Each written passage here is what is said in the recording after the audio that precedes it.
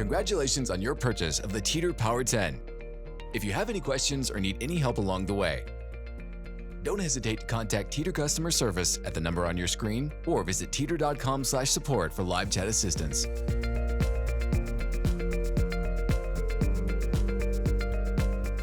For the best experience, it is critical that you follow the assembly instructions and read and fully understand the use instructions. Please read the following warnings and all instructions before using your Power10 rower.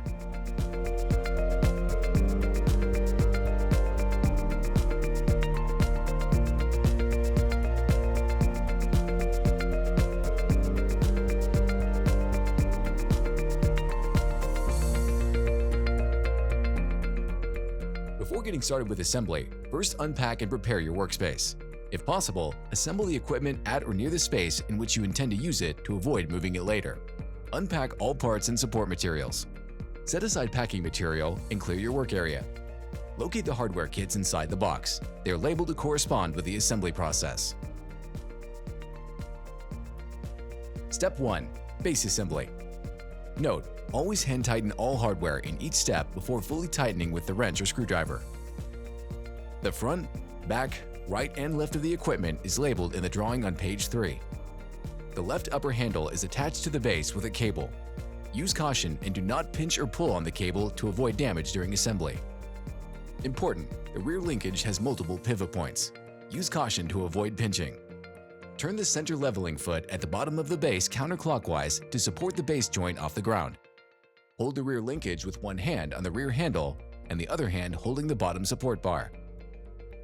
Align the rear linkage to the base and insert at the base joint. Important: adjust the one center and two rear leveling feet to be as level as possible before proceeding. Before installing any bolts, check the gap between the base rectangular tube and the rear linkage rectangular tube. Readjust the leveling feet to ensure this gap is even around the entire joint. Use the Step 1 hardware kit to attach the base to the rear linkage. Hand tighten 4 bolts with 4 washers on the base joint. Do not fully tighten the bolts with a wrench at this time. This will be done later in the assembly process. Align the base fork with the rear linkage arm by first rotating the base fork and then rotating the rear linkage arm on the top so they connect at the fork joint. Use the Step 2 hardware kit to attach the base fork to the rear linkage arm at the fork joint. Hand tighten 6 bolts with 6 washers on the fork joint. Proceed to fully tighten all 6 bolts with the 8mm Allen wrench. Align the fork joint cover over the fork joint. Use the Step 3 hardware kit to attach the fork joint cover over the fork joint and fully tighten the 2 screws with the screwdriver provided. Step 2. Foot platform assembly. Important: use caution to ensure the cables on the foot platform and foot platform joint do not get pinched or pulled while attaching the platform assembly. Align the foot platform with the base and insert it over the foot platform joint. Use the Step 4 hardware kit to attach the foot platform to the foot platform joint.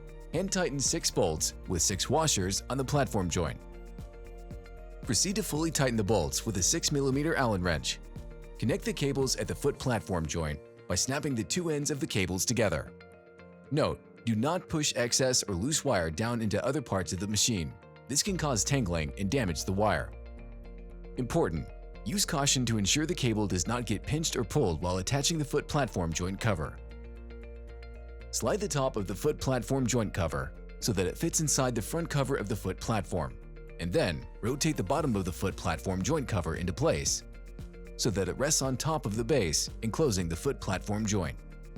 Use the Step 5 hardware kit to attach the foot platform joint cover over the foot platform joint and fully tighten 2 screws with the screwdriver provided. Step 3. Finish base assembly. To have better access for the next assembly steps, position the Power10 to rest on its front side by lifting up on the rear handle and rotating on the transport wheels until the foot platform is resting on the ground. Use the Step 6 hardware kit to finish assembling the base joint. Hand tighten 4 bolts with 4 washers on the platform joint. Proceed to fully tighten all 8 bolts on the base joint with a 6mm Allen wrench. Step 4. Lower handle assembly. While the Power10 remains tipped upward, align the lower left handle with the handle support bar on the rear linkage. Use the Step 7 hardware kit to attach the lower left handle to the handle support bar. Hand tighten 4 bolts with 4 washers through the lower left handle and into the handle support bar. Do not fully tighten the bolts with a wrench at this time. This will be done later in the assembly process. Slide the base of the lower right handle over the base of the lower left handle until it aligns with the handle support bar. Use the Step 8 hardware kit to attach the lower right handle to the handle support bar and lower left handle. Hand tighten 5 bolts with 5 washers through the lower right handle and into the handle support bar and lower left handle. Proceed to fully tighten all 9 bolts that attach the lower handles to the handle support bar with a 6mm Allen wrench. Step 5. Seat assembly. Align holes on the flat end of the seat support with the holes on the base of the seat cushion. Use the Step 9A hardware kit to attach the seat support to the seat cushion. Hand tighten 4 bolts with 4 washers through the base of the seat support and into the seat cushion. Proceed to fully tighten all 4 bolts with a 6mm Allen wrench. While the Power10 remains tipped upward, align the seat support on the rear linkage. Note, the seat can be aligned toward either the front or the back of the rear linkage to accommodate different user heights. Align the seat support with either the front grooves, first and third, or back grooves, second and fourth before proceeding. Use the Step 9B hardware kit to attach the seat support to the upper bar of the rear linkage. Hand tighten 4 bolts with 4 washers through the seat support and into the rear linkage. Proceed to fully tighten all 4 bolts with a 6mm Allen wrench. Step 6. Upper handle assembly. Return the Power10 to the in-use position by pulling down on the rear handle and rotating on the transport wheels until the rear linkage is resting on the ground. Important: use caution to ensure the cable that attaches the upper left handle to the base does not get pinched or pulled during assembly. Slide the upper left handle into the top of the lower left handle and align the screw holes. Use the Step 10 hardware kit to attach the upper left handle. Hand tighten 4 bolts through the upper left handle and into the lower left handle. Proceed to fully tighten all 4 bolts with a 4mm Allen wrench. Use the Step 11 hardware kit to attach the cable to the lower left handle. First, open each of the 3 clips and insert the cable into the rounded end of the clips. Position each clip over a hole in the lower left handle and hand tighten 3 bolts through the clips and into the lower left handle. Proceed to fully tighten all 3 bolts with a Phillips screwdriver. Slide the upper right handle into the top of the lower right handle and align the screw holes. Use the Step 12 hardware kit to attach the upper right handle. Hand tighten 4 bolts through the upper right handle and into the lower right handle. Proceed to fully tighten all 4 bolts with a 4mm Allen wrench. Step 7. Console assembly. Important: the batteries can be installed and replaced without removing the console.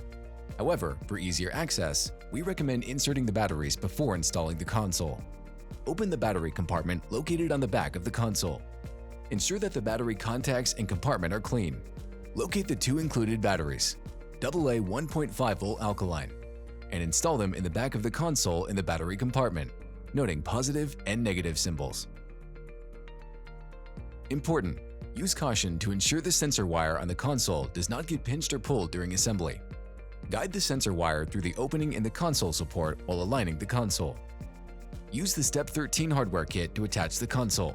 Hand tighten 4 bolts through the console and into the console support. Proceed to fully tighten all 4 bolts with a Phillips screwdriver. Connect the console cables by snapping together the 2 ends of the cables. Congratulations, your Power10 is now assembled. If you have any questions or need any help along the way, don't hesitate to contact Teeter customer service at the number on your screen or visit teeter.com/support for live chat assistance.